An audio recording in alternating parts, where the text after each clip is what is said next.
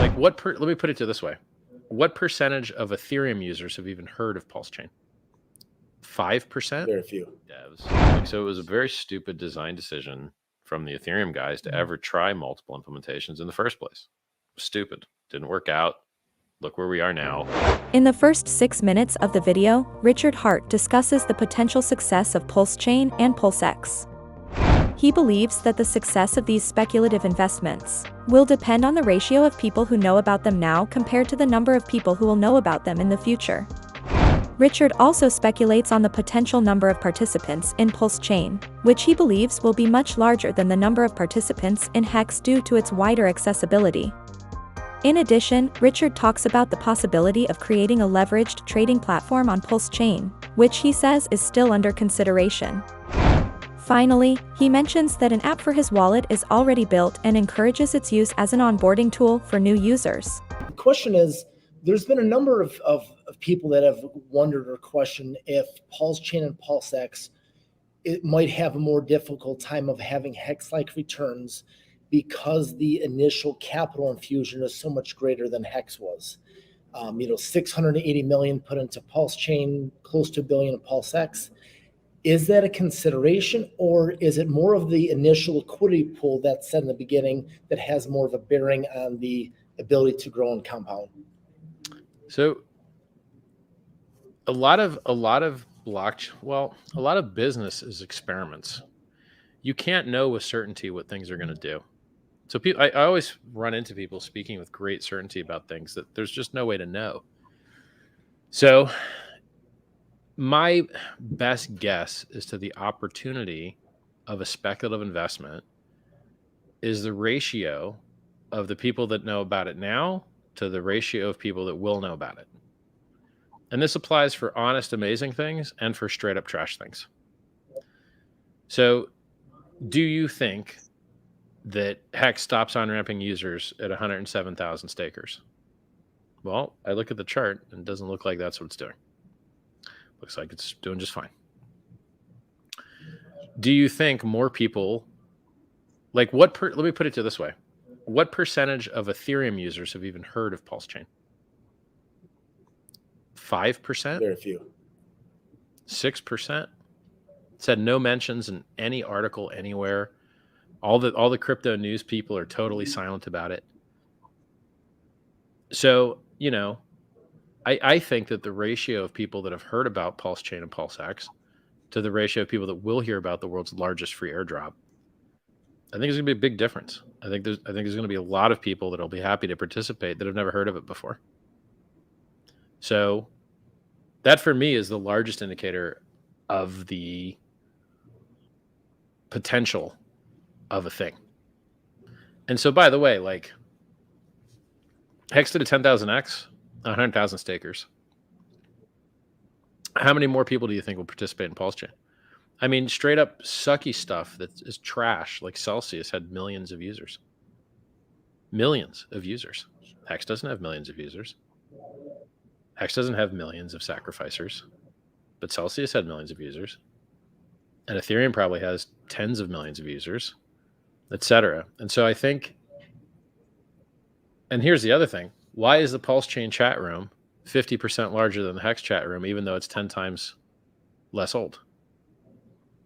Well, it's not tenfold less old anymore, but it's massively less old because it's an easier to understand product. There's not a definite answer as to why, but in my experience, people understand it a lot easier. They're like cheaper, faster Ethereum, deflates only. By the way, Ethereum's still net inflationary, I believe, even after the merge. So, all right, number 2. So you've talked about in the past creating like a leverage trading platform in Pulsechain. My question is that still in the plans? And what would you do different than all the scam exchanges out there that are scamming people? I mean, in theory, leverage trading itself is a scam. Most people lose money. Sure. So I hate the duality of, but I mean, I guess Pulsechain is going to be similarly duopolistic. I'm not even sure that's the right way to say that, but I think it is the right way to say that. how many scams are going to launch on Pulse? Endless. But that's what freedom looks like. And that's what helping the majority honest things looks like. And that's what saving hexagons from gas fees looks like. So the question is, with margin trading, does it provide the same net utility as consensus network? Probably not. But if people are going to get wrecked margin trading, probably better they get wrecked someplace that wrecks them less than more, So, I mean, like, I think scaled, I'm not going to name names, but there was one very popular platform that when you would get liquidated, it would sell everything, even if it only had to sell a little bit. And so it caused extra volatility. And then you'd have trailing stops, but not trailing entries, which amplifies volatility instead of decreases volatility, because they get paid on volatility. And so they want to amplify it, which, by the way, is the opposite of what people are trying to do with, quote, claiming that they're helping price discovery. So you discover the price earlier and more effectively, and then it reduces volatility. And so it's weird to have a platform that amplifies volatility for its own profit through the two things I just said. And so, one other platform that I'm aware of used like a scaled liquidation, where if you only needed to sell a portion of someone's collateral, that's what you did, instead of like nuking the market by selling all of it, that kind of thing. Like, we want improvement. If you really want to get fruity with it. So here's the thing, like, do I want to give my amazing ideas for you to make something that people are going to get wrecked on? I don't know. I might keep a lot of my secret sauce to myself. Like, I don't want to tell you the things that I might put in the wallet. I don't want to tell you the things I might put in the leverage thing. But I can tell you for now, I don't have anyone working on the leverage thing at all. Nobody. Next, Richard discusses the potential for the Pulsechain launch and the impact it could have on the crypto market. He believes that the Pulsechain launch will likely be a big event, and while he cannot predict the exact outcome, he thinks there will be a lot of interest and participation from people who have never heard of it before. Richard also discusses the challenges of scaling and securing blockchains, as well as the potential for improvements in blockchain technology. He emphasizes the importance of being cautious and smart when investing in crypto and reminds viewers to always do their own research. For you is a two-part. Number one, have you considered launching an app for your wallet? I think it would be a really good onboarding tool. Yeah, it's built. It's built with cross-platform as a primary feature, to the best of my knowledge. Okay. No, I mean, I would just love to be able to go up to people and say, well, that there's a breed of softwares that helps you make things cross-platform. So, for instance, Bitcoin used QT, which is one way to do it. And then what's the one that Discord uses? Can't remember that one off the top of my head. There's a bunch of them. There's no reason to write the code twice if you can just write it once. It's not like it's a very high throughput kind of thing. Wallets are not, they're not going to be maxing out your CPU unless they're really poorly designed, which some of them are. Part two of my question was, have you considered tying the incentive token to the wallet anyway, perhaps giving special benefits? No. Of the many tokens, I care the least about that one. I like... I'll look at everyone's Rube Goldberg ideas, but like, I don't care that much. Do you know what I mean? I want it to do well. Fair enough. It probably will do well if its primary trading partner does well. I mean, like, someone's going to have to give me. So I'll put it to this way. Okay, you've got great mechanic game theory. Why not apply that to one of the other coins? PulseX, Pulsechain, HEX. Well, I guess HEX is done, but like, you're not going to be able to edit the HEX code. It's immutable. You can still build on top of it. A lot of people are, Hadron, Maxia, so those things. But like, I care the least about that coin. I just Okay. don't care as much as Do the you- other coins. Gotcha. I will. It's been a pleasure talking to you, Richard. My pleasure, man. Appreciate you a Thank lot. you. Thanks for getting the word out.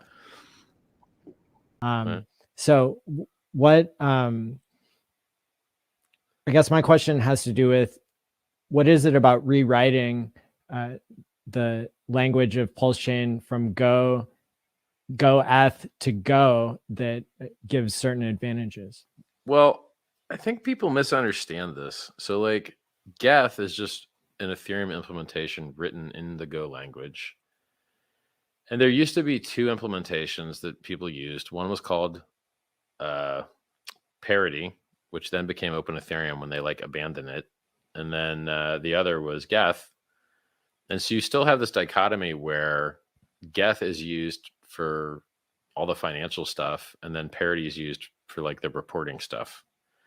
But then because Parity is less likely to get updated quickly and more likely to fall out of consensus because the people that matter are all on Geth, like I don't believe in a multi-implementation at all. Like it's you're going to see the same thing happen every time someone tries to do multiple implementation. One of them is going to be better than the other. Everyone's going to use the better one. The worst one's going to fall out of consensus more often until people don't even want to use it anymore. And then everyone's going to be on one thing because it's less attack surface, less likely to fall out of sync with itself, requires less devs. Like, so it was a very stupid design decision from the Ethereum guys to ever try multiple implementations in the first place. Stupid. Didn't work out. Look where we are now. And then, so there's a new client called Aragon, which is better than Geth, but not everyone uses it yet because it needs to prove itself. It needs to, and there's stuff missing from it still. Like it's a work in progress, but like in theory, when Aragon becomes better, it should be better than Geth. It's written in Rust, but that's like the language that you choose to write a thing in is not. It's not the most important part. I mean, the most important part are the design decisions you use on how you're using that language. And you can find good examples and bad examples of code in every language. So the code is not, the most important part. And so like what's happening with right now, Pulsechain, we have two teams. We've got one team doing their own thing. And we've got another team doing their own thing. And the two teams are kind of competing to get to production. And so the code that you see now is getting refined and attacked and audited. And then in parallel, there's a more advanced, more hardcore, higher throughput thing being worked on. And so it's like